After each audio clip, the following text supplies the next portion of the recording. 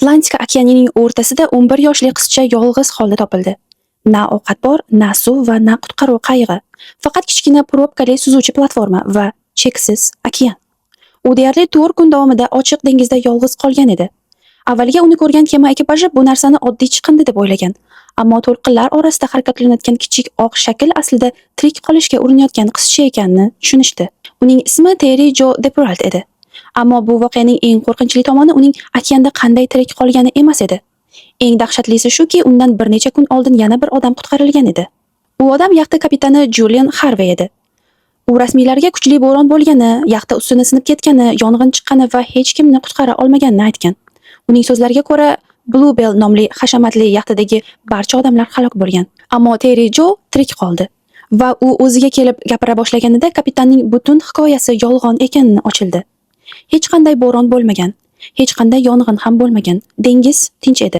1961-yil noyabr oyida Deperalt oilasi Wisconsindan Bagama orollariga orzu qilingan sayohatga yo'l olgan edi.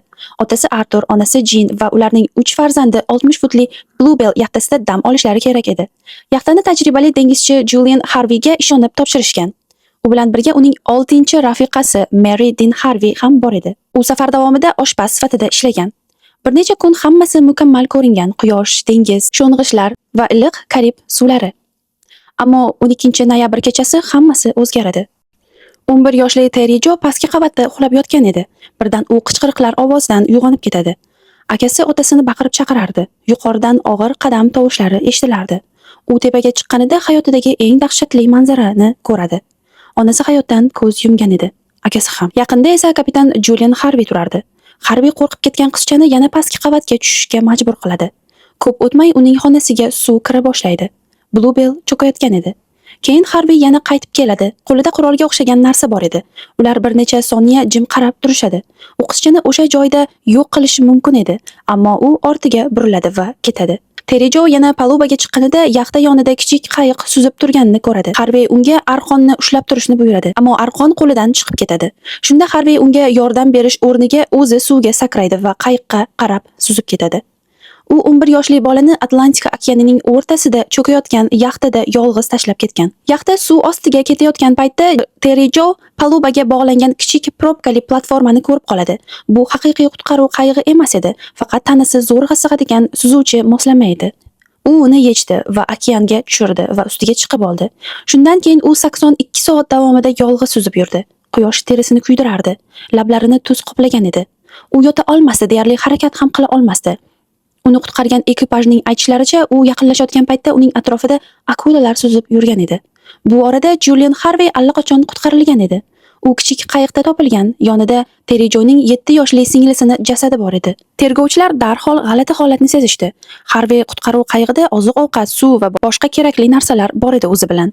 Harveyning o'zi esa dahshatli fojiadan omon qolgan odamdek emas, juda sovuqqona va xotirjam ko'rinardi. Ammo hech kim uning yolg'on gapirayotganini isbotlay olmasdi. Toki yuk kemasi okeanda kichkina platformani, kichkina qizni ko'rib qolmagunicha. U o'ziga kelgach haqiqatni aytadi. Bo'ron ham bo'lmagan, yong'in ham bo'lmagan, ustun ham sinmagan. Bluebell ataylab cho'ktirilgan edi. Tergovchilar Harveyning o'tmishini tekshirishadi va voqea yanada qorong'i tus oladi. Ma'lum bo'lishicha, u jiddiy moliyaviy muammolarga duch kelgan.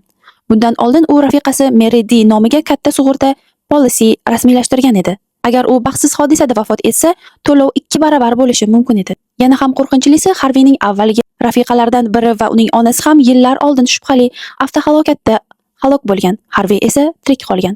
U bilan bog'liq bir necha qayiqlar ham oldin sirli ravishda cho'kkan va ayrimlari sug'urta to'lovlari bilan bog'liq edi. Tergovchilar Harvey aslida rafiqasini dengizda yo'q qilib, uni baxtsiz hodisa qilib ko'rsatmoqchi bo'lgan degan xulosaga kelishdi.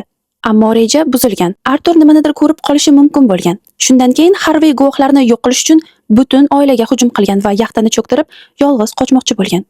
Tergovchilar Harveyga Terry Jo tirik qolganini aytishganlarida u faqat bitta gap aytgan. Oh my god. Yo xudoyim. Bir necha soatdan so'ng u soxta ism bilan motelga joylashadi va tergovchilar uni rasman ayblashlaridan oldin o'z joniga qasd qiladi. U okean hammasini yo'q qiladi deb o'ylagan edi.